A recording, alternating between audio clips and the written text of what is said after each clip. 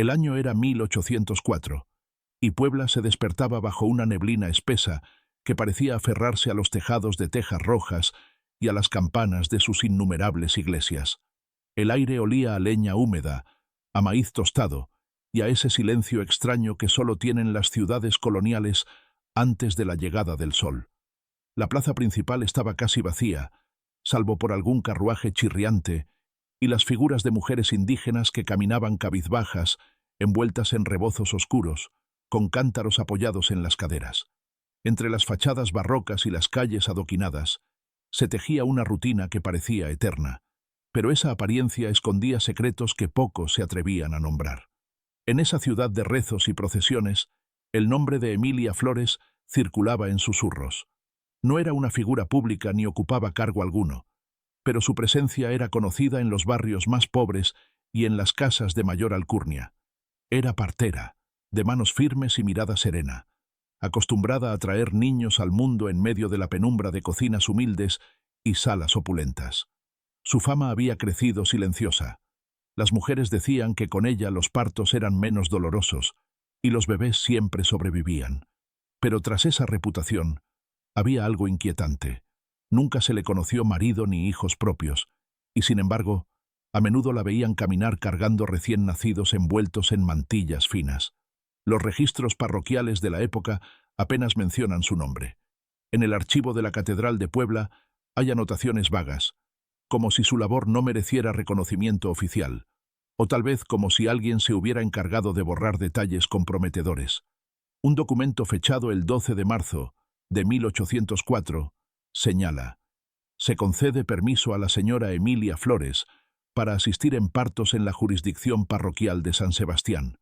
Lo curioso es que no se hallan otros permisos similares otorgados a mujeres de la zona, lo que sugiere una relación privilegiada con el clero o la municipalidad. Era una mujer enigmática que transitaba con la misma naturalidad entre las cocinas de adobe y las estancias alfombradas de hacendados. Las primeras referencias directas a Emilia provienen de cartas de viajeros que pasaban por Puebla. Un comerciante español, Juan Ignacio Lledó, escribió en 1805: «Hay en esta ciudad una comadrona de rostro pálido y maneras muy graves. Se rumora que ninguna criatura muere en sus manos, pero que ella no guarda afecto alguno por los niños que recibe, como si no fueran sino mercancía». Este comentario, perdido en una carta familiar, adquiere relevancia solo al revisitarlo con el tiempo. En su momento, nadie sospechaba que tras esa frialdad hubiera un sistema clandestino, mucho menos que esa mujer discreta llegaría a tejer una red que conectaba barrios marginales con mansiones poderosas. En las calles empedradas, los rumores sobre Emilia crecían. Las sirvientas hablaban de ella con mezcla de respeto y recelo. Algunas decían que tenía pacto con los curas, otras que era hija de una bruja tlaxcalteca. Los hombres rara vez pronunciaban su nombre. La consideraban asunto de mujeres, algo relegado al mundo privado. Sin embargo, se sabía que algunos comerciantes ricos confiaban en ella para atender a sus esposas en secreto, lejos del ojo público, y los médicos caros que solían atender a la élite. Este doble mundo que Emilia habitaba le otorgaba poder e influencia. Era invisible para las autoridades, pero indispensable para todos. La Puebla de comienzos del siglo XIX no era un lugar amable para las mujeres pobres.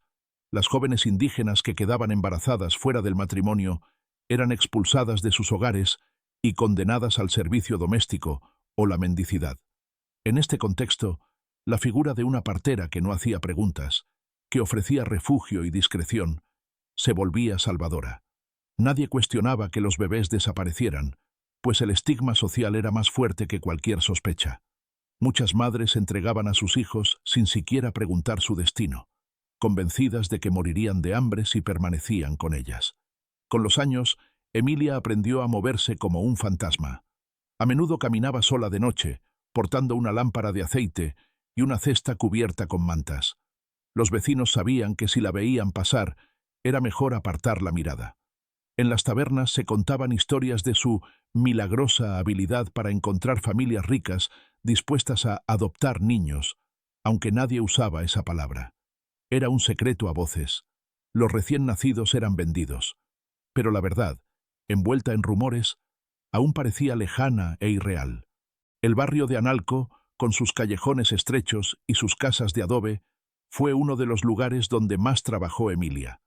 Allí, las mujeres la recibían como a una santa.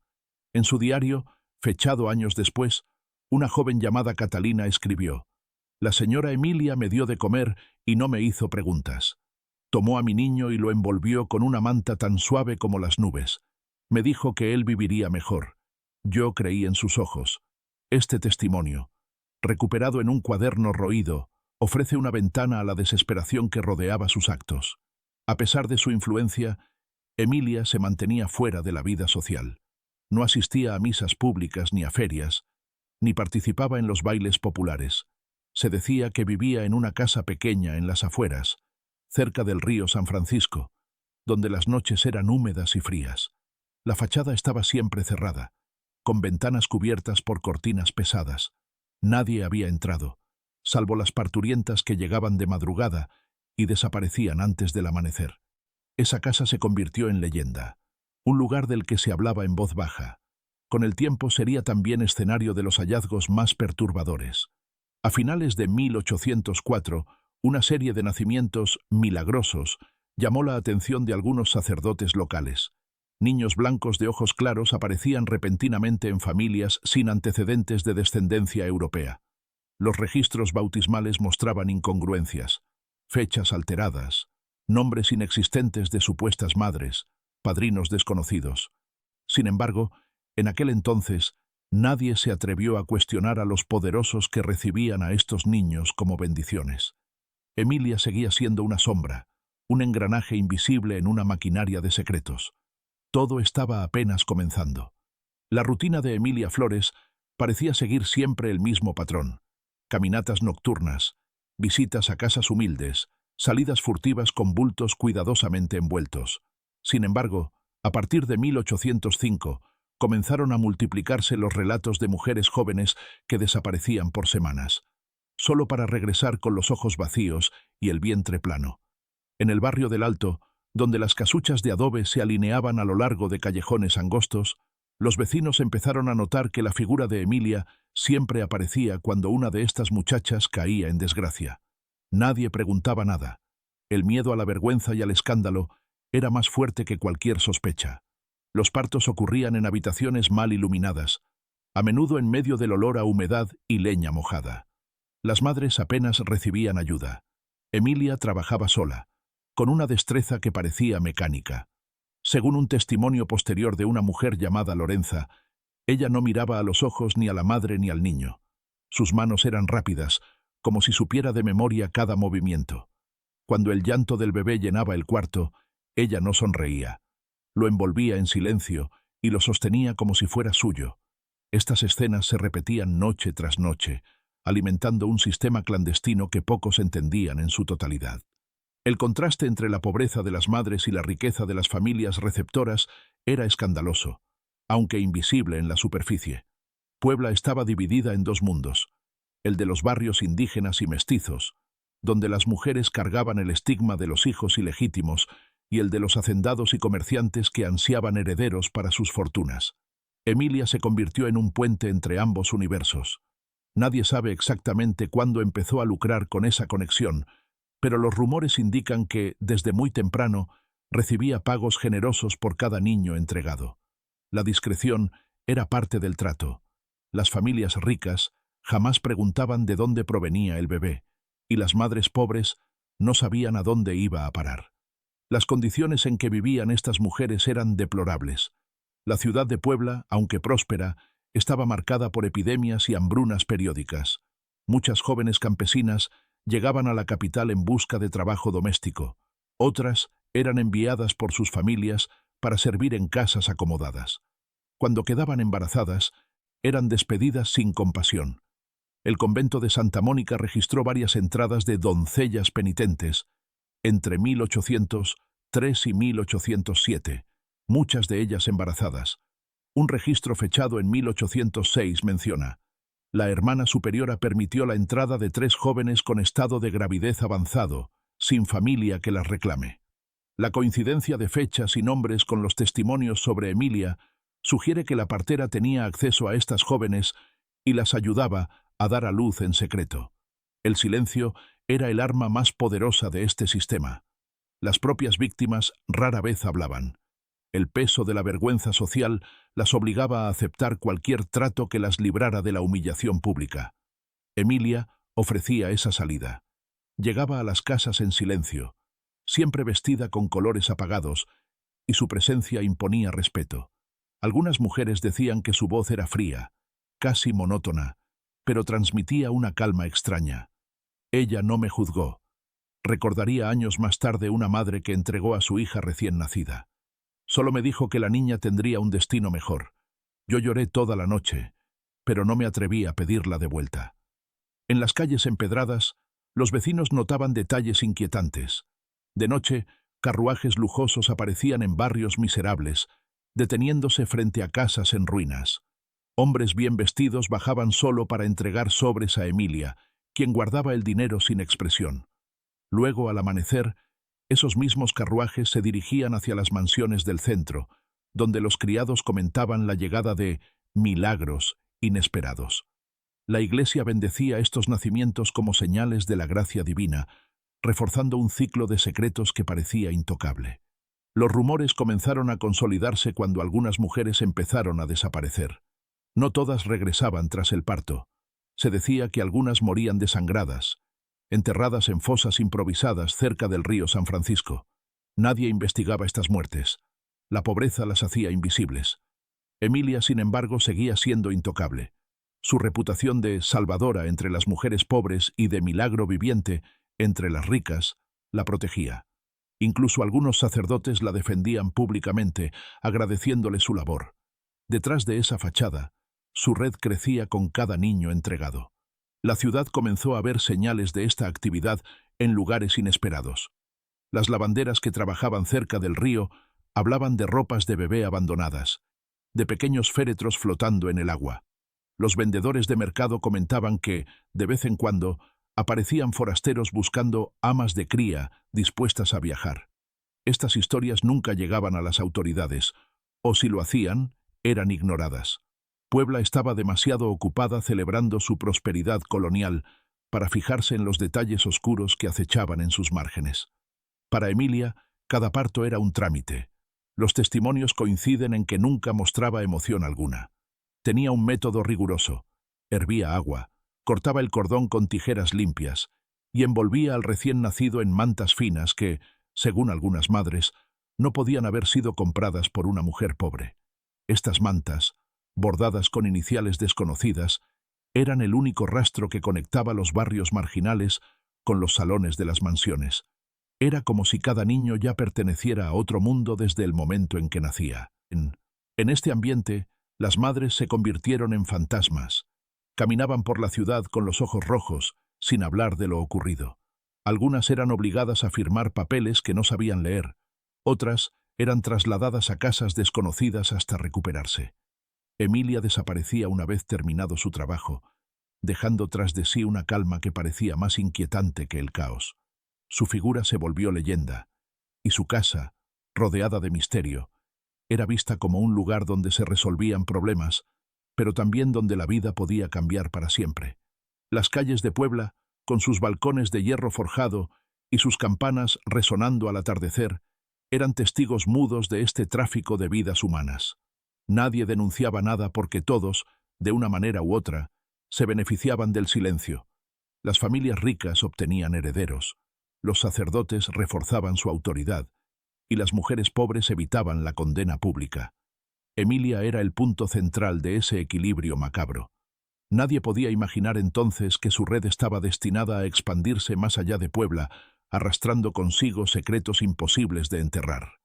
Las primeras cartas que revelan el alcance real de las actividades de Emilia Flores datan de 1807 y están archivadas en una colección privada de la familia de la Serna, antiguos hacendados poblanos. Son documentos amarillentos, escritos con caligrafía elegante, que dejan entrever no solo la desesperación de familias adineradas por tener hijos, sino también el inicio de una red cuidadosamente estructurada. Una carta firmada por don Francisco de la Serna y dirigida a un intermediario en Veracruz, dice: Hemos oído de la señora que atiende discretamente los asuntos de maternidad en Puebla. Agradeceríamos su intervención para asegurarnos un varón sano. El pago será generoso y el silencio absoluto. Estas palabras, aparentemente inocuas, confirmaban que los rumores sobre Emilia habían alcanzado incluso los círculos más influyentes del virreinato.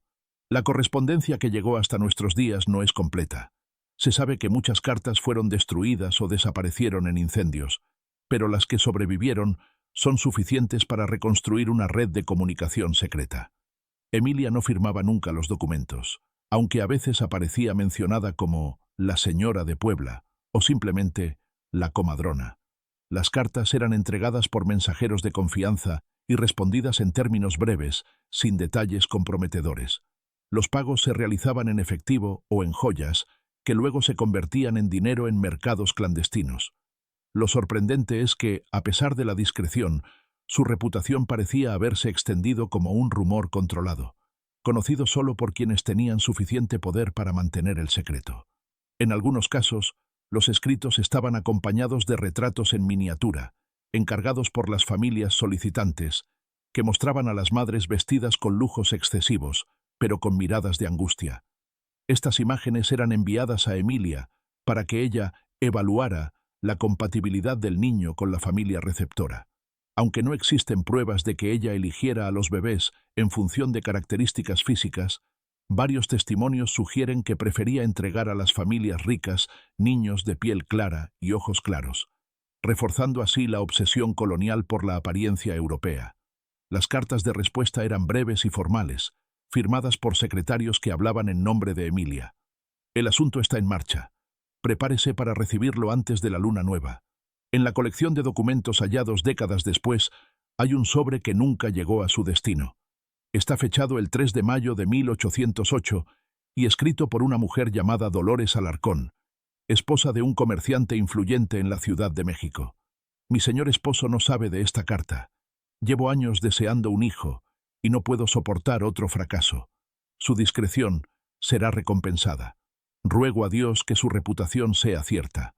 La carta fue encontrada en una caja de madera junto a recibos de pago y listas de nombres. Nadie sabe por qué no se envió, pero su existencia confirma que Emilia era vista como una figura casi mítica, capaz de conceder milagros que ni la ciencia ni la religión podían garantizar. Lo más inquietante es que estas cartas no solo provenían de familias mexicanas. Hay registros de correspondencia enviada desde La Habana, Lima e incluso Cádiz. Los barcos que comerciaban con mercancías del virreinato también transportaban secretos. En sus bodegas, además de cacao y plata, viajaban cartas selladas con instrucciones precisas. Emilia había tejido, sin saberlo, una red transcontinental que la conectaba con comerciantes, clérigos y aristócratas de varios territorios. La partera se había convertido en un nodo de poder que trascendía su humilde fachada. Los archivos parroquiales de Puebla contienen anotaciones que sugieren una complicidad tácita de algunos sacerdotes. En un registro de bautismo de 1809, el párroco escribió: «Se presenta criatura varón de madre desconocida, entregada por mujer respetable de la ciudad». Esta frase, repetida en decenas de actas, muestra que las autoridades religiosas estaban dispuestas a cerrar los ojos mientras los donativos de las familias adineradas llenaban las arcas de la iglesia.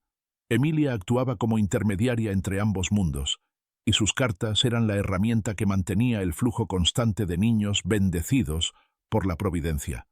El tono de las cartas refleja el carácter frío y administrativo de este comercio. No había palabras de consuelo ni empatía. Todo estaba reducido a términos como entrega, recepción, salud comprobada. Incluso cuando se trataba de vidas humanas, la correspondencia parecía tratar con mercancías.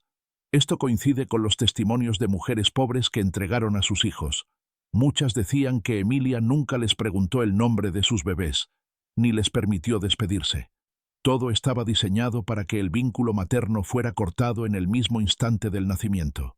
Una carta especialmente perturbadora, encontrada en 1821 en un archivo judicial, describe el pago de servicios especiales. Está dirigida a un sacerdote en Veracruz. La señora Flores ha cumplido de nuevo con exactitud. No hay motivo de preocupación. El niño fue recibido sano y fuerte, y la familia se encuentra complacida. Envío adicional por la discreción acostumbrada. Lo que hace esta carta inquietante es que estaba guardada junto a documentos relacionados con contrabando de esclavos africanos. Esto sugiere que la red de Emilia pudo haber estado vinculada a otras formas de comercio ilegal, integrando la venta de bebés en un mercado más amplio de explotación humana. A medida que se revisa esta correspondencia, se percibe una evolución en el lenguaje. Las primeras cartas son respetuosas, casi suplicantes. Las posteriores son más seguras, como si el sistema ya estuviera consolidado y los involucrados supieran que no serían castigados. Emilia había pasado de ser una simple partera a una figura clave en un negocio oscuro, sostenido por una red de complicidades que atravesaba clases sociales y fronteras. Cada carta era una pieza más de un rompecabezas que, 2 siglos después, apenas comenzamos a entender. Sin embargo, por cada carta que llegó a su destino, hubo decenas que nunca salieron a la luz. Las madres pobres que entregaban a sus hijos rara vez sabían escribir. Sus voces quedaron en el olvido, reemplazadas por la fría prosa de las élites que se beneficiaban de su desgracia. Estas mujeres permanecieron anónimas, sus historias reducidas a números en listas secretas.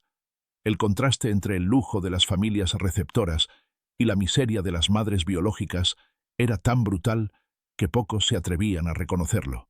Y en el centro de todo, Emilia seguía moviéndose en silencio, convertida en leyenda viva. El primer indicio tangible de que algo más oscuro se escondía tras el negocio de Emilia llegó a través de los relatos de vecinos que vivían cerca de su casa, en las orillas del río San Francisco. Aquella vivienda de fachada sencilla parecía abandonada durante el día, pero en las madrugadas, la luz de lámparas de aceite filtrándose por las cortinas delataba actividad constante. Varios testigos afirmaron que, a veces, el aire alrededor de la casa estaba impregnado de un olor peculiar, leche agria, mezclada con hierbas medicinales y sangre seca. Nadie se atrevía a acercarse demasiado. La calle empedrada frente a la puerta principal siempre estaba limpia, como si alguien la barriera obsesivamente cada noche. Entre 1810 y 1812, Puebla vivió una serie de cambios políticos y militares debido al inicio de la Guerra de Independencia, pero mientras las campanas sonaban para anunciar combates y nuevas proclamas, el negocio clandestino de Emilia prosperaba. Los vecinos, ocupados en sobrevivir al caos, apenas murmuraban sobre el extraño tráfico que rodeaba su casa. Hombres y mujeres bien vestidos llegaban en carruajes oscuros a horas imposibles, mientras muchachas embarazadas entraban por la puerta trasera y no siempre salían. Nadie preguntaba por ellas. El miedo era parte del ambiente.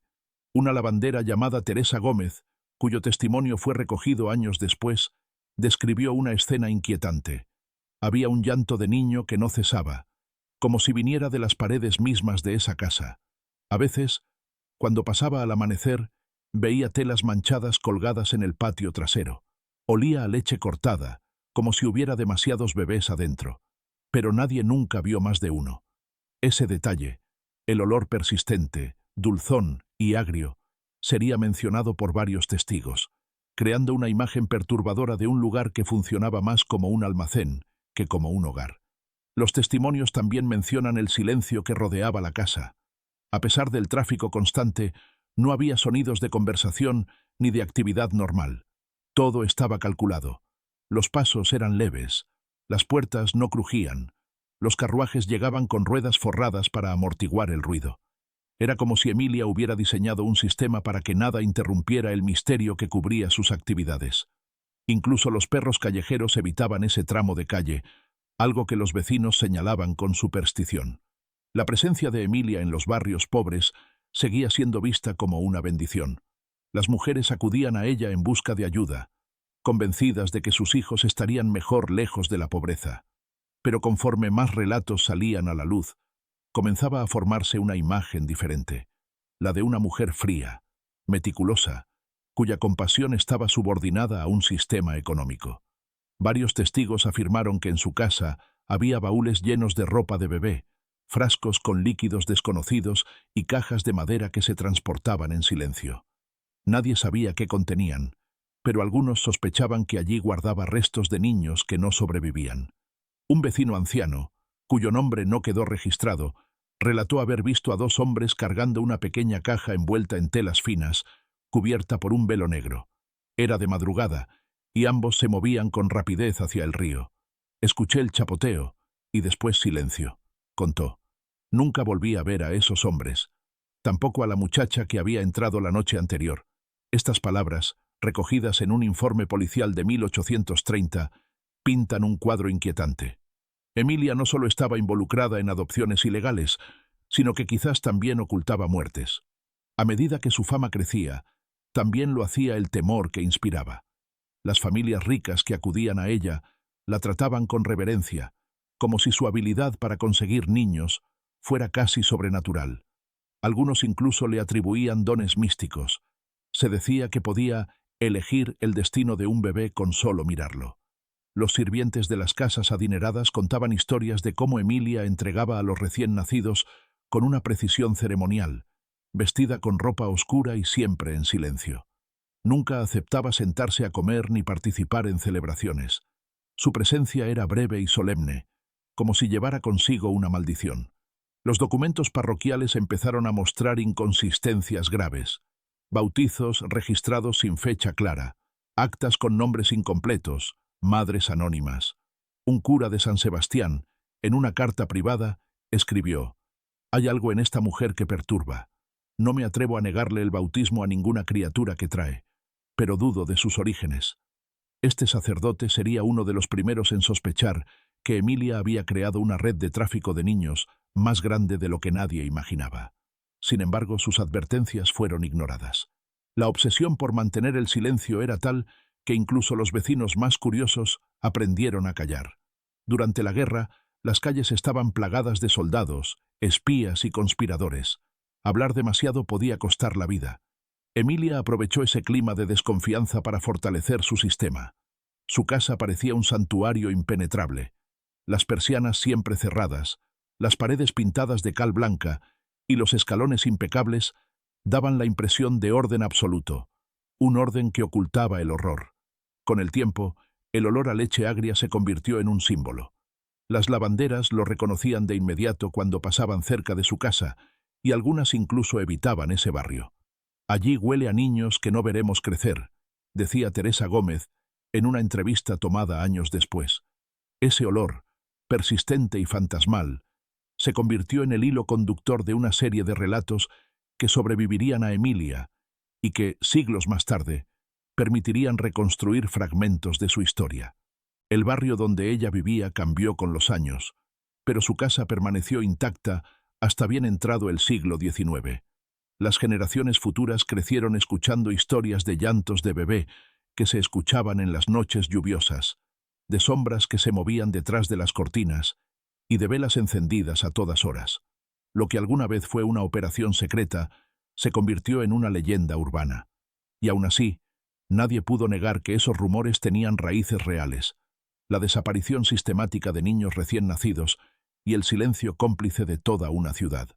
La verdadera magnitud del negocio de Emilia Flores comenzó a revelarse cuando algunos investigadores, décadas más tarde, revisaron los archivos parroquiales y notariales de Puebla. Lo que parecía ser una simple irregularidad en los registros bautismales resultó ser un patrón calculado. Documentos con fechas alteradas, madres anónimas, apellidos falsos. Cada página mostraba señales de manipulación. En los libros de bautizo de San Sebastián, por ejemplo, aparecen decenas de entradas con anotaciones similares: niño presentado por mujer respetable de la ciudad, madre ausente por motivos de salud. Este lenguaje, repetido palabra por palabra, sugiere un método estandarizado para encubrir los orígenes de los niños entregados. Un notario de apellido Herrera, cuyos escritos se descubrieron en 1845, dejó un registro revelador. En una carta privada dirigida a su hermano escribió: «Me han pedido que legalice nacimientos con fechas modificadas. La mujer llamada Emilia Flores parece gozar de protección eclesiástica. No me atrevo a rechazar sus solicitudes». Este breve fragmento confirma lo que muchos sospechaban. Emilia había construido una red de complicidades que incluía notarios, sacerdotes y posiblemente médicos. Los documentos oficiales no eran simples papeles, eran el pilar que sostenía su imperio clandestino. Los archivos también muestran un flujo constante de transacciones económicas ligadas a estas adopciones ilegales. Aunque raramente se mencionan montos exactos, algunos libros de cuentas de haciendas poblanas incluyen entradas como donativo especial a la señora, E.F., o gastos de recepción del niño. Estos términos, disfrazados de lenguaje filantrópico, en realidad señalaban pagos significativos. El precio de un recién nacido sano podía equivaler a varios meses de salario de un trabajador especializado. Las familias ricas estaban dispuestas a pagar cualquier cantidad para tener herederos legítimos, y Emilia era la proveedora perfecta, discreta, eficaz y protegida. El análisis de estas irregularidades muestra que el sistema funcionaba como una maquinaria bien aceitada. Los sacerdotes registraban los bautizos sin preguntas, los notarios emitían certificados falsos, y las familias adoptivas mantenían el secreto a cambio de prestigio social. Emilia se convirtió en una pieza central de este engranaje, moviéndose con soltura en un ambiente donde los documentos podían reescribirse al antojo del poder. Su capacidad para manipular registros era tan precisa que, incluso siglos después, muchos historiadores dudan de haber identificado correctamente a todas las víctimas. Algunos testimonios posteriores sugieren que Emilia llevaba consigo un libro personal donde anotaba cada entrega, con nombres cifrados y marcas en clave. Este libro nunca fue encontrado, pero varias cartas de clientes mencionan la necesidad de actualizar el registro o corregir detalles. Una carta hallada en los archivos de Veracruz, fechada en 1816, dice: «Confío en que el acta ya refleja la fecha correcta. Nuestra reputación depende de su diligencia». Esta referencia, aunque indirecta, demuestra que la manipulación documental era tan importante como el propio proceso de obtención de los niños. Los documentos parroquiales muestran además una inquietante selección. No todos los niños eran registrados. Algunos parecían desaparecer del sistema sin dejar rastro. Historias orales recogidas a mediados del siglo XIX hablan de mujeres que entregaban a sus bebés a Emilia y jamás recibían noticia alguna. Estas desapariciones, cubiertas por la confusión de la época, podrían indicar que muchos recién nacidos nunca fueron entregados a familias, sino que murieron durante el proceso o fueron descartados por razones desconocidas. Algunos investigadores modernos han sugerido que Emilia podría haber participado en rituales vinculados a creencias sincréticas de la región, aunque no hay pruebas concluyentes. Un detalle llamativo es la uniformidad de la caligrafía en los registros falsificados. Expertos en paleografía identificaron que varias actas bautismales y de nacimiento fueron escritas por la misma mano, a pesar de estar firmadas por distintos sacerdotes.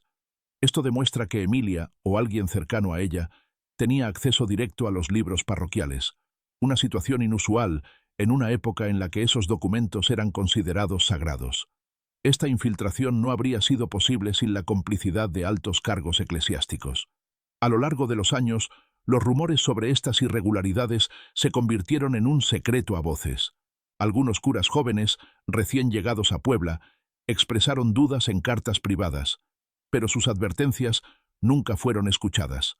En una misiva de 1819, el padre Manuel Castañeda escribió: «Me inquieta la frecuencia con la que esta mujer aparece con niños recién nacidos. Sus registros están impecables, demasiado impecables. Sospecho que detrás de su fama hay algo más. Este sacerdote fue trasladado meses después a otra parroquia, y sus comentarios fueron archivados sin mayor importancia». El perfeccionismo de Emilia en la documentación era parte de su estrategia de supervivencia. Cada detalle estaba pensado para que su operación pareciera legítima. El uso de sellos oficiales, papeles de alta calidad y firmas falsificadas daba la impresión de legalidad absoluta. Incluso los clientes más cautelosos confiaban en ella porque sus documentos nunca eran cuestionados por las autoridades. Este sistema la protegió durante años y le permitió expandirse más allá de Puebla, estableciendo contactos en Veracruz, Ciudad de México y otras regiones del virreinato. Lo más perturbador es que, a pesar de las evidencias, no existe un solo registro de que Emilia haya sido investigada formalmente durante su vida. Su nombre aparece en decenas de documentos, pero siempre en contextos neutros o favorables. Era vista como una benefactora, alguien que ayudaba a mujeres en apuros. La realidad era mucho más siniestra. Había logrado convertir el dolor de las madres pobres en una empresa lucrativa, sostenida por la corrupción de quienes debían protegerlas. Cada acta falsificada era una pieza más de un rompecabezas que revelaba no solo su astucia, sino también el grado de complicidad de toda una sociedad. El silencio que rodeaba a Emilia Flores no era casualidad. Con los años, sus actividades se habían vuelto tan conocidas entre las élites poblanas que ya no necesitaba intermediarios para negociar. Su nombre circulaba discretamente entre comerciantes, sacerdotes y funcionarios, quienes la protegían a cambio de favores o beneficios. Puebla era una ciudad jerárquica, donde el poder se ejercía en salones oscuros y reuniones privadas, y Emilia había logrado insertarse en ese mundo sin pertenecer a él. Era una pieza útil, invisible cuando convenía, imprescindible cuando las familias ricas necesitaban resolver problemas discretos. Los archivos judiciales del siglo XIX incluyen menciones indirectas a esta complicidad. En 1824, un juez escribió en un informe: «No es prudente indagar sobre la señora Flores, pues goza de amparo eclesiástico y cuenta con la confianza de familias respetables». Este comentario, escueto pero revelador, muestra que cualquier intento de investigación era bloqueado antes de comenzar. Emilia había construido una red tan amplia que su simple nombre era suficiente para cerrar bocas. Nadie quería enemistarse con ella porque, en cierto modo, todos dependían de su silencio.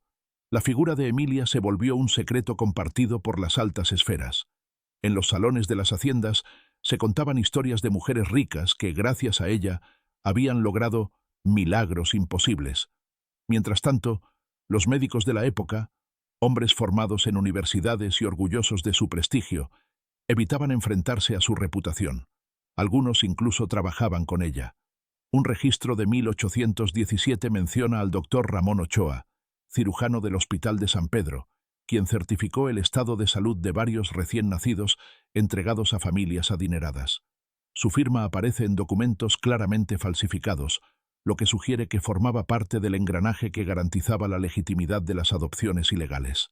La red de Emilia incluía también a sirvientas y comadronas menores, mujeres pobres que actuaban como reclutadoras. Se encargaban de buscar jóvenes embarazadas en pueblos cercanos, prometiéndoles refugio y asistencia. Estas intermediarias eran invisibles para la sociedad, lo que hacía imposible rastrear su actividad. En cartas privadas de la época, algunos sacerdotes se referían a ellas como hermanas de caridad o ayudantes piadosas. En realidad, eran engranajes de un sistema clandestino donde cada persona tenía un papel preciso. Unas encontraban a las madres, otras organizaban los partos, otras transportaban a los bebés. Todo funcionaba con una eficiencia que hoy resulta perturbadora. El silencio de las autoridades no era solo negligencia, era complicidad. La Iglesia recibía donativos generosos de las familias que adoptaban niños, y esos recursos fortalecían su poder.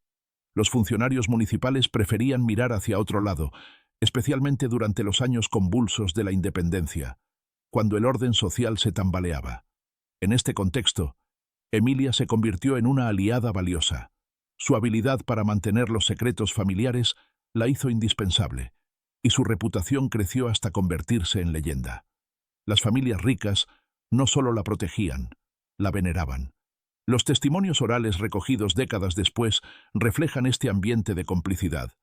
Una mujer llamada Petra Martínez, que había trabajado como sirvienta en una casa aristocrática, contó: «Yo vi a doña Emilia entregar a un niño como si fuera una joya.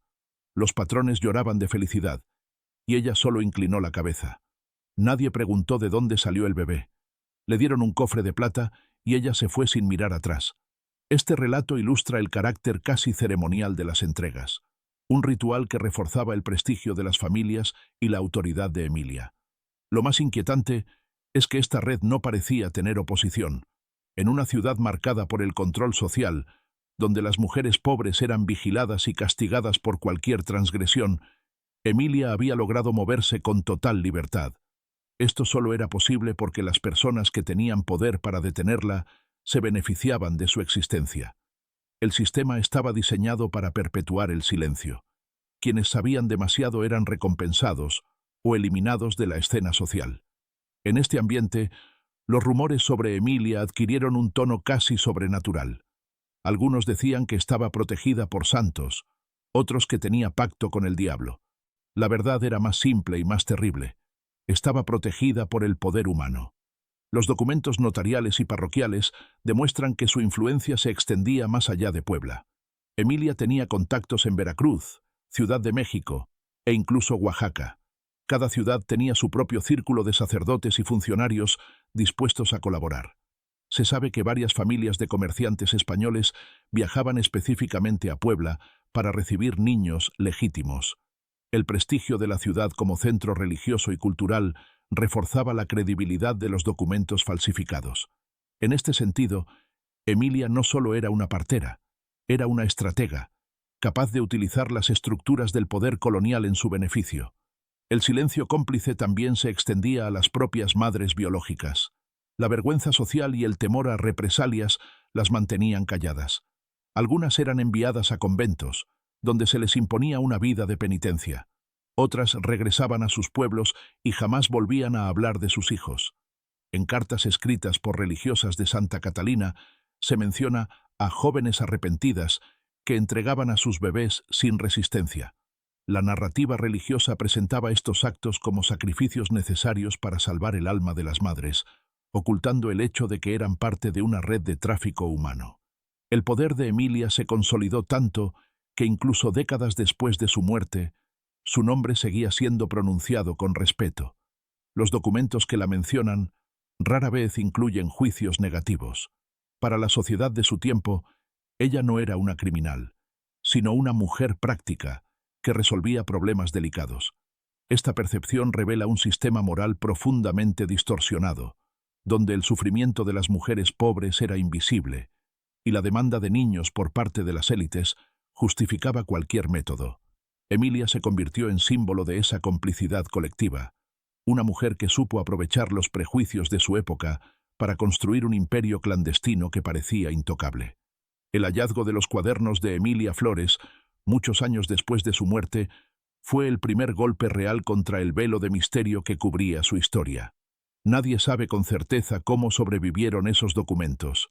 Se dice que fueron encontrados en una vieja arca de madera en una casa de Puebla demolida en 1872. El arca contenía mantas infantiles, fotografías borrosas, cartas sin enviar y, sobre todo, 3 cuadernos encuadernados en cuero, escritos con letra meticulosa. A diferencia de los registros parroquiales, estos cuadernos eran personales, casi íntimos, pero no revelaban arrepentimiento. Eran fríos, ordenados, como si Emilia hubiera querido documentar su trabajo más que su conciencia. En las primeras páginas, fechadas en 1803, hay listas de nombres y símbolos.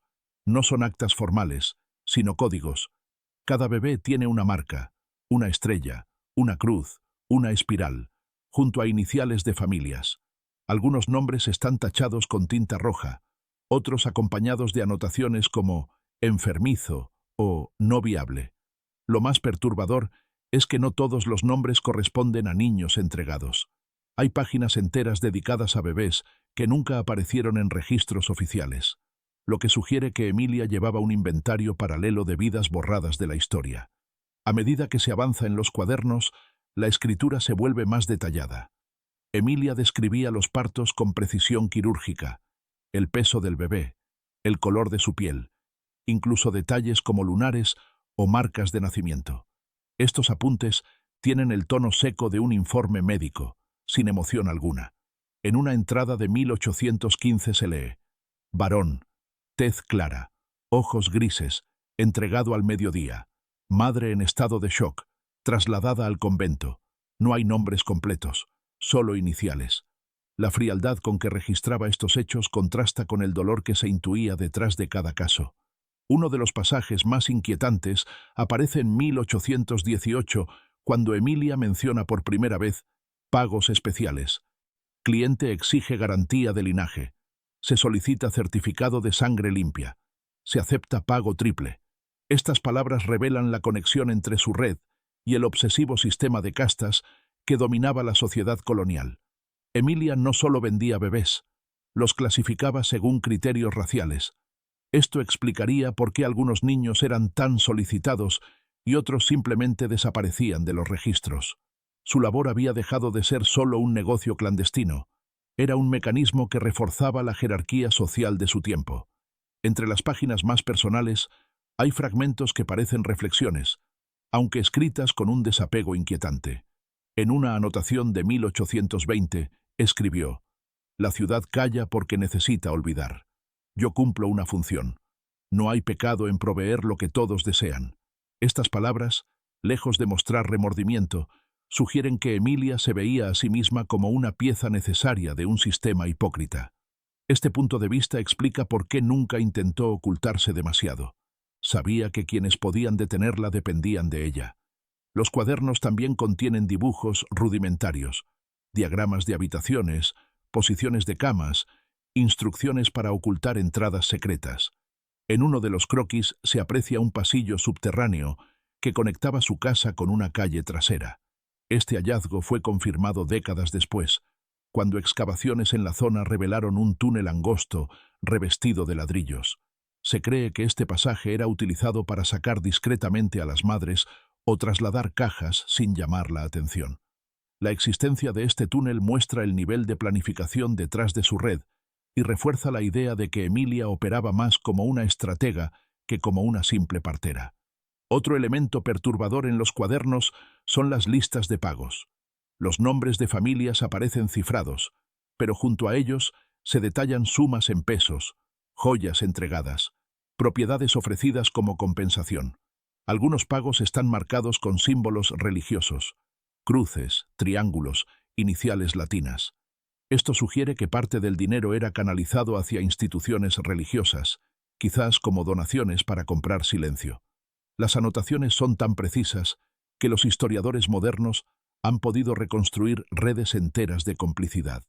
Entre estas páginas frías e impersonales hay raros momentos de emoción contenida. En una entrada de 1822, Emilia escribió: «La niña de ojos verdes no resistió. Su madre pidió verla una última vez. No concedí permiso». Este comentario, escrito sin adornos, deja entrever una dureza que muchos interpretarían como crueldad. Sin embargo, algunos historiadores sostienen que era una forma de protección. Permitir que las madres se despidieran podía generar sospechas y romper el muro de silencio que había construido. Los cuadernos también revelan una obsesión con el orden y el control.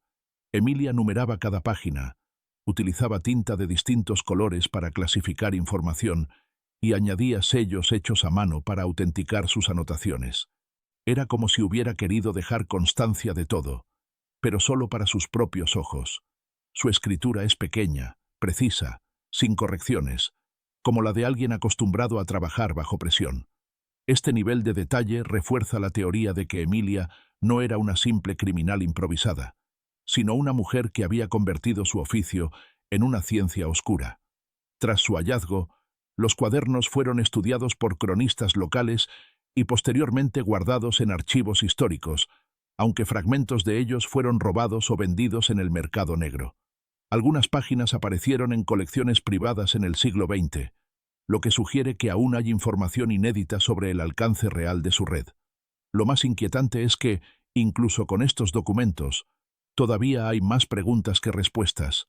¿Cuántos niños fueron vendidos? ¿Cuántos murieron? ¿Quiénes protegieron a Emilia hasta el final? Los cuadernos no ofrecen conclusiones, solo un retrato helado de una mujer que dominó el arte del secreto. La publicación parcial de estas notas en la prensa local a finales del siglo XIX convirtió a Emilia en un mito. Algunos la veían como un monstruo, otros como una mujer pragmática que supo sobrevivir en un mundo hostil. Pero para las familias que todavía buscaban a sus hijos, los cuadernos eran prueba de un dolor que había sido negado durante generaciones. Cada página, con sus códigos y símbolos, es un recordatorio de que el silencio colectivo fue tan poderoso como sus manos. El análisis de los cuadernos de Emilia Flores llevó a descubrir que su red había trascendido los límites de Puebla mucho antes de lo que se pensaba. Los nombres codificados que aparecían junto a símbolos de ciudades no dejaban lugar a dudas. Veracruz, Ciudad de México y hasta Oaxaca estaban implicadas en el tráfico de recién nacidos. Lo que había comenzado como una actividad clandestina de barrio se había transformado en un negocio a gran escala, sostenido por una estructura casi empresarial. Cada ciudad parecía tener su propio contacto. Sacerdotes que legitimaban actas, médicos que firmaban certificados de salud falsos y comadronas menores que actuaban como reclutadoras de madres desesperadas. El puerto de Veracruz jugó un papel central en esta expansión. La ciudad, punto neurálgico del comercio colonial, era el escenario perfecto para mover niños de manera discreta. Documentos hallados en 1835, pertenecientes a una familia española, mencionan el pago de gastos de transporte, junto con una referencia explícita a Emilia. Las cartas indican que algunos bebés eran enviados por barco hacia La Habana y Cádiz, camuflados entre cargamentos de textiles y mercancías. Este descubrimiento sugiere que la red de Emilia no se limitaba a satisfacer la demanda local, sino que estaba conectada con un mercado internacional de adopciones ilegales. En la Ciudad de México, su influencia era aún más evidente. Los archivos del convento de San Juan de la Penitencia contienen registros de jóvenes ingresadas por motivo de penitencia, que desaparecieron tras dar a luz. Algunas cartas privadas de madres superioras revelan su temor a cuestionar los procedimientos. La señora de Puebla es confiable, su discreción es de beneficio para todos, no debemos interferir. Estas palabras, escritas en un tono obediente, reflejan el poder de Emilia para controlar instituciones religiosas enteras. Su reputación como resolutora de problemas se había extendido a las esferas más influyentes de la capital virreinal. Lo más perturbador es que algunos de los niños entregados en Ciudad de México terminaron en familias que posteriormente ocuparon cargos políticos importantes. Historias orales recogidas a finales del siglo XIX mencionan herederos que aparecieron de la nada, legitimados por documentos impecables. Nadie se atrevía a preguntar por sus orígenes. En una sociedad obsesionada con la apariencia y el linaje, estos niños fueron aceptados sin cuestionamientos, perpetuando el mito de Emilia como una especie de ángel oscuro que otorgaba bendiciones a cambio de silencio y riqueza. El rastro de Emilia también llegó a Oaxaca, donde se descubrieron actas de bautizo con su firma indirecta. Un sacerdote local mencionó en sus memorias que la mujer llegaba sola, con su lámpara y un niño envuelto en seda, pedía el bautizo y dejaba una bolsa con monedas de oro. Este testimonio refuerza la idea de que Emilia no trabajaba únicamente para familias poblanas, sino que había construido una red de alcance regional, conectando ciudades a través de caminos reales y rutas comerciales. Las investigaciones modernas sugieren que la red funcionaba como una organización jerárquica. Emilia estaba en la cúspide, controlando cada movimiento, pero bajo ella existían niveles de colaboradores que se encargaban de tareas específicas: reclutamiento, transporte, documentación, entrega. Esta estructura hacía que el sistema fuera casi indestructible. Incluso si una pieza caía, otra ocupaba su lugar. Este modelo se asemeja al de redes de contrabando de esclavos de la época, lo que ha llevado a algunos historiadores a especular que Emilia pudo haberse inspirado en esas operaciones para perfeccionar la suya. El impacto psicológico en las madres biológicas era devastador. En Veracruz se conserva una carta anónima de 1821 escrita por una mujer indígena. Mi hijo nació de noche. No me dejaron verlo más que un instante. La señora dijo que era mejor así, que tendría un destino noble. Yo caminé hasta el puerto con las manos vacías. Este testimonio, escrito con letras temblorosas, muestra el nivel de control que Emilia ejercía sobre las emociones de estas mujeres. Su frialdad y autoridad lograban que las madres aceptaran el silencio como única salida. El comercio clandestino de bebés no solo enriqueció a Emilia y a sus colaboradores, sino que también tuvo consecuencias sociales profundas. Al legitimar a niños provenientes de madres indígenas o mestizas en familias criollas, se alteraron las líneas de herencia y poder. Esto explica por qué tantas figuras prominentes del México independiente tienen orígenes difusos. Sus genealogías fueron cuidadosamente reescritas. Emilia había manipulado, de manera indirecta, el mapa social del país. Su influencia iba más allá de la compraventa de niños. Era una arquitecta del linaje. Los documentos descubiertos en Veracruz y Ciudad de México revelan, además, la existencia de un código secreto utilizado por Emilia y sus contactos. Los nombres de los niños se sustituían por palabras clave: Perla, Estrella, Azucena, que indicaban características físicas o valor económico. Las iniciales de las familias compradoras eran reemplazadas por números romanos, y las fechas estaban deliberadamente alteradas para dificultar cualquier investigación. Este sistema demuestra un nivel de sofisticación sorprendente para la época y refuerza la idea de que Emilia había diseñado su propia criptografía para proteger su negocio. A pesar de la amplitud de su red, Emilia nunca fue detenida ni procesada. Su protección era tan sólida que incluso después de su muerte, en 1832, los documentos relacionados con ella fueron ocultados o destruidos. Sin embargo, el rastro de los niños que entregó siguió vivo. En el siglo XX, genealogistas y periodistas comenzaron a encontrar coincidencias inquietantes en apellidos y registros de herencia. Muchos descendientes de familias prominentes de Veracruz y Ciudad de México tienen historias que apuntan a Emilia como su origen. Esto ha convertido su figura en una especie de leyenda prohibida. Una mujer que, sin título ni poder formal, moldeó generaciones enteras desde las sombras. El intento de llevar a Emilia Flores ante la justicia nunca se materializó. A pesar de las sospechas que rodeaban su nombre, ninguna denuncia formal prosperó. Los archivos judiciales de Puebla, revisados a finales del siglo XIX, muestran apenas menciones vagas, notas marginales en expedientes de difamación, cartas de funcionarios que recomendaban prudencia y algunos informes inconclusos. Una anotación de 1827 firmada por el alcalde mayor es particularmente reveladora. Sobre el asunto de la señora Flores no conviene proceder. Su influencia es considerable y su labor es vista con benevolencia por personas de importancia. Esta frase resume el clima de complicidad que protegía a Emilia. Nadie quería arriesgarse a enfrentar a las familias más poderosas de la región. El contexto político de la época jugó un papel crucial.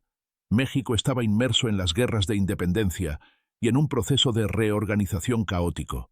Los tribunales estaban saturados de casos políticos, rebeliones y delitos comunes, lo que dejaba poco espacio para investigaciones delicadas que pudieran incomodar a las élites. Emilia supo aprovechar este vacío. Mientras los cañones retumbaban en el campo de batalla, ella continuaba operando desde la penumbra, protegida por un sistema que prefería ignorar los crímenes cometidos en nombre del prestigio social. Algunos intentos aislados de detenerla surgieron de figuras individuales. Se conserva una carta de 1825 firmada por el padre Miguel Cordero, sacerdote de una parroquia rural cercana a Puebla. No puedo callar más. Esta mujer comercia con criaturas como si fueran animales. Hay madres que han muerto en sus manos. Si nadie hace nada, Dios nos pedirá cuentas. Sin embargo, esta denuncia nunca fue atendida. Pocos meses después, el sacerdote fue trasladado a una misión remota en Oaxaca y su testimonio quedó archivado sin investigación. Casos similares se repiten en cartas de médicos jóvenes y notarios que intentaron levantar sospechas, pero fueron silenciados.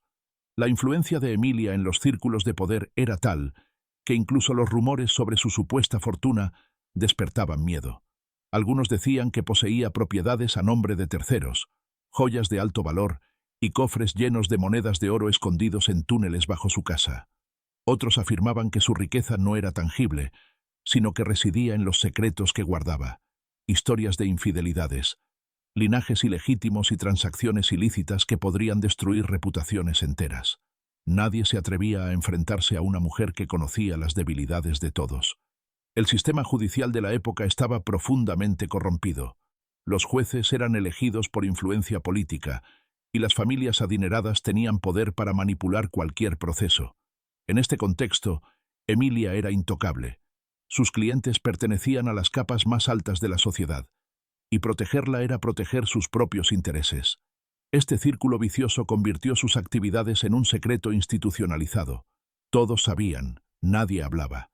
Incluso cuando se descubrieron cuerpos de mujeres jóvenes en las afueras de Puebla, los informes oficiales los atribuyeron a accidentes o enfermedades. Jamás se mencionó su conexión con Emilia. El único momento en que pareció tambalear su red fue en 1830, 2 años antes de su muerte. Ese año, un nuevo gobernador, ajeno a las élites poblanas, ordenó una investigación informal sobre los rumores. El expediente, sin embargo, se perdió misteriosamente. Algunos historiadores creen que Emilia utilizó su influencia para neutralizar la amenaza. Otros sostienen que el gobernador fue sobornado por las familias implicadas. Lo cierto es que el caso desapareció sin dejar rastro, reforzando la percepción de que Emilia era más poderosa de lo que parecía. A medida que envejecía, su figura se volvió aún más enigmática. Los relatos orales de la época la describen como una mujer delgada, de cabello gris y mirada penetrante. Continuaba trabajando con la misma precisión de siempre, aunque delegaba ciertas tareas en colaboradoras más jóvenes. Nunca se retiró oficialmente, ni dejó de recibir a clientes. Su casa, siempre cerrada al público, se convirtió en símbolo de misterio.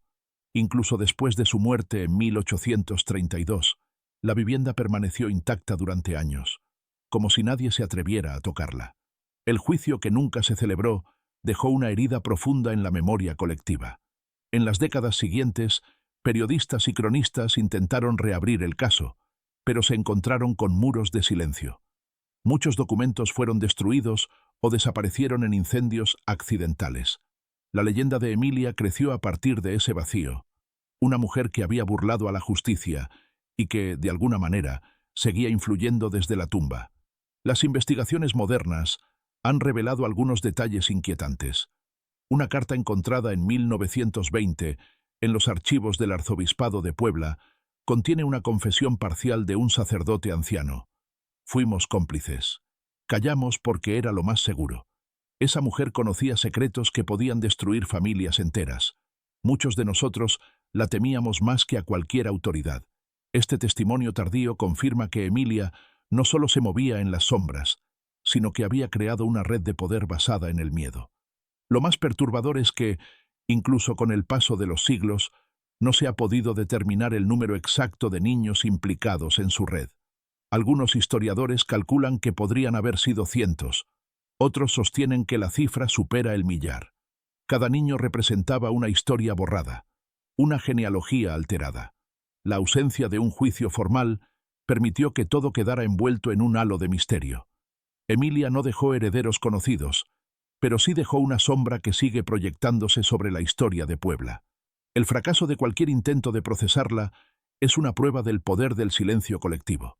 Emilia Flores se convirtió en un símbolo de impunidad, una mujer que supo manipular el sistema hasta el final. Sus cuadernos, cartas y rumores son las únicas piezas que quedan de una trama que nunca fue juzgada. Y en ese vacío, su figura se agiganta.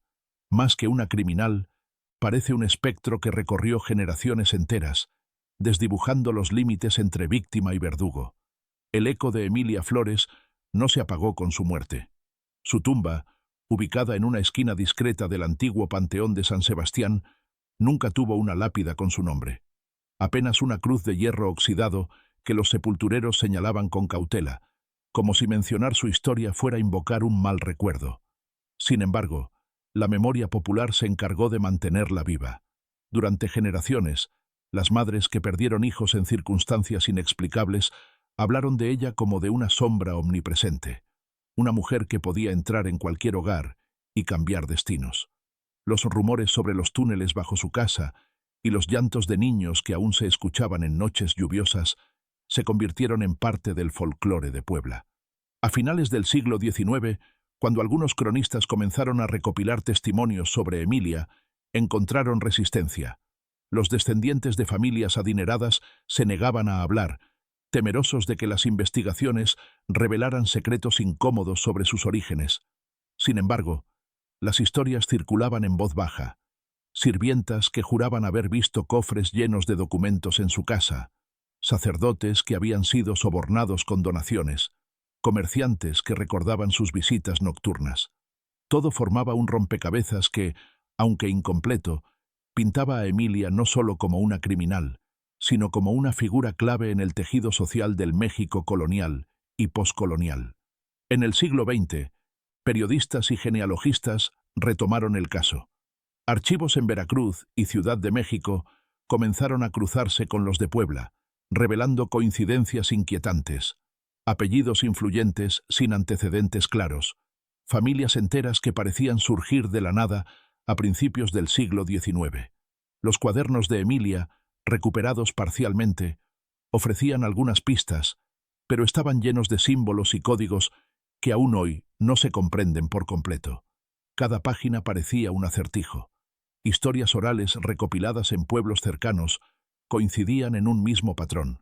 Mujeres que viajaban embarazadas a Puebla y regresaban sin sus hijos, cargando un silencio que pesaba más que cualquier evidencia. Los investigadores modernos coinciden en que Emilia Flores fue pionera en una forma de tráfico humano que, disfrazada de caridad y discreción, se convirtió en una red internacional. Sin embargo, más que una simple comerciante de bebés, ella representaba un sistema social donde la pobreza y el poder se entrelazaban de manera perversa. Los documentos sugieren que su actividad no fue aislada. Había otros involucrados en distintas ciudades, formando una red que sobrevivió incluso tras su muerte. En los registros de Veracruz se hallaron nombres que coincidían con los de sus contactos en Puebla, y algunos apellidos españoles aparecen repetidos en listas de donaciones a conventos. El eco de su nombre sigue presente en genealogías modernas. Familias de élite en México y el extranjero, al investigar sus árboles genealógicos, tropiezan con vacíos inexplicables que apuntan a comienzos del siglo XIX. Algunos han optado por ignorar esas lagunas, mientras que otros se obsesionan con desentrañar el misterio. Una historiadora de apellido Camacho, que dedicó 20 años a estudiar el caso, escribió en un artículo de 1974: «No estudiamos a Emilia Flores solo para condenarla, sino para entender cómo el silencio puede moldear generaciones enteras». Su investigación fue censurada en varios periódicos, prueba de que la sombra de Emilia todavía incomodaba. En Puebla, su antigua casa es hoy un terreno baldío. Sin embargo, vecinos de edad avanzada cuentan que antes de su demolición, algunos exploradores hallaron túneles parcialmente colapsados, restos de cunas y cofres vacíos. En una de las paredes había una inscripción apenas legible, una frase en latín: «Omnia silentio teguntur», todo se cubre con silencio. Esta inscripción, más que cualquier documento oficial, resume el legado de Emilia, una historia tejida por complicidades, donde la verdad fue enterrada junto a las víctimas. El mito se ha convertido en un punto de atracción para curiosos y estudiosos. Cada año, periodistas y escritores visitan Puebla para reconstruir su historia. Las leyendas urbanas han añadido capas de misterio. Se dice que en noches de lluvia, algunos oyen llantos de bebés cerca del antiguo terreno de su casa. Otros afirman haber visto figuras femeninas vestidas de negro caminando por la calle donde vivió. Estas historias, aunque imposibles de verificar, mantienen viva su presencia. Emilia ha pasado de ser un personaje histórico a un símbolo del dolor colectivo. Pero el legado más inquietante de Emilia Flores no está en las leyendas, sino en los archivos. A pesar de los siglos, aún se descubren documentos que llevan su huella. Actas bautismales con fechas alteradas, cartas de familias desesperadas, listas incompletas de pagos. Cada hallazgo abre nuevas preguntas en lugar de cerrar el caso. Investigadores actuales sugieren que su red pudo haberse prolongado incluso después de su muerte, operando bajo otros nombres y utilizando sus métodos. En este sentido, Emilia no es solo una figura del pasado, es el origen de un sistema que sigue dejando huellas. En 2019, un grupo de genealogistas en España encontró una coincidencia intrigante. Un linaje aristocrático tenía registros que conectaban con niños bautizados en Puebla a comienzos del siglo XIX.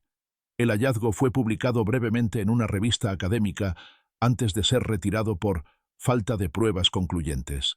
Sin embargo, para muchos, esta eliminación solo reforzó el misterio. Emilia se ha convertido en un símbolo incómodo. Su historia demuestra que la historia oficial es, a menudo, una construcción frágil sostenida por secretos. El caso sigue abierto, aunque no en tribunales. Cada investigador que se sumerge en los documentos de la época descubre nuevas capas de complicidad y silencio. Emilia Flores murió en 1832, pero su nombre continúa apareciendo en archivos y relatos.